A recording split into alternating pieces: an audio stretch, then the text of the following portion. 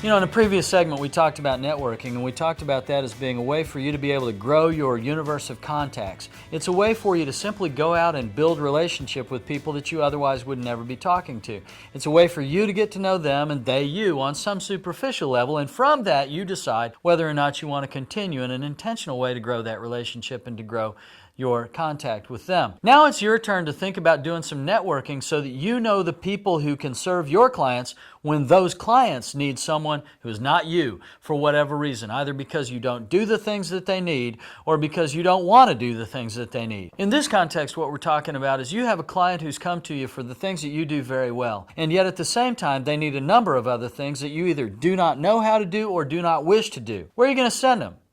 Are you going to simply say, sorry, can't do it, and send them out the door? Or are you going to help them find someone who will assist you in assisting them? So in that sense, this notion of cross-marketing, of cross-business development, is building a team for you to be able to draw upon to serve your clients when they need the things that you don't do. So let's take an example. Let's say that you're a transactional person and you love sitting down and being able to do the chess game of figuring out what kind of a business construct your clients want to have, and you help them to put that together. You put together the contracts and the construct. You help them to file the necessary paperwork. And they go out and they succeed mightily. Well, guess what? Successful businesses are always the ones that get sued, right? Because you're going to go after a place where there's actually something to be able to collect in the event of judgment. Now your client comes to you and says, guess what? I've been sued. I need somebody to represent me in court. And you think to yourself, I'm not even sure I know where the courthouse is. And even if I do, I don't want to go there. I do not do courtroom work. If that's the case, then don't start now. That'd be the worst thing possible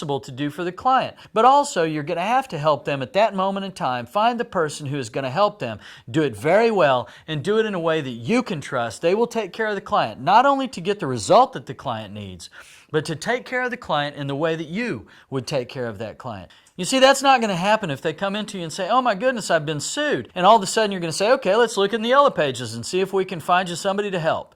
That's not the way this works. It's a very intentional form of networking where you are going out and finding the relationships that your clients might need at times in the future when you either choose to or can't serve them in the ways that they absolutely need to succeed as they define it. So you need to think about the folks that your ideal client might need in your ideal practice. What is it that you want to do? And what other people are you going to need to bring into your team so that when your ideal client walks through the door and needs something from you, you'll be prepared to assist them in that process if it's a piece of work that you simply don't want to do. Now let's face reality. This is one of the biggest risks that you'll ever take in business. You've worked very hard to get this client. You've worked very hard at nurturing and flourishing this relationship, building the kind of trust with them that you absolutely want to have with all of your clients. They trust you and you them. And now all of a sudden they're saying, can you do something for me? And you're thinking, no, I can't. I simply can't help you because I don't know how or I don't want to. Now I'm going to help you find someone else. Who's it going to be? That's the team that you need to build. That's the team that you need to have in place before you ever need it. I am taking the risk of putting them with my clients. I need to know not only that they will successfully handle my clients, I need to know that they'll do that in a way that my clients will appreciate. And in so doing, what I've done is I've built a team around me which I can now help succeed as they help my clients succeed.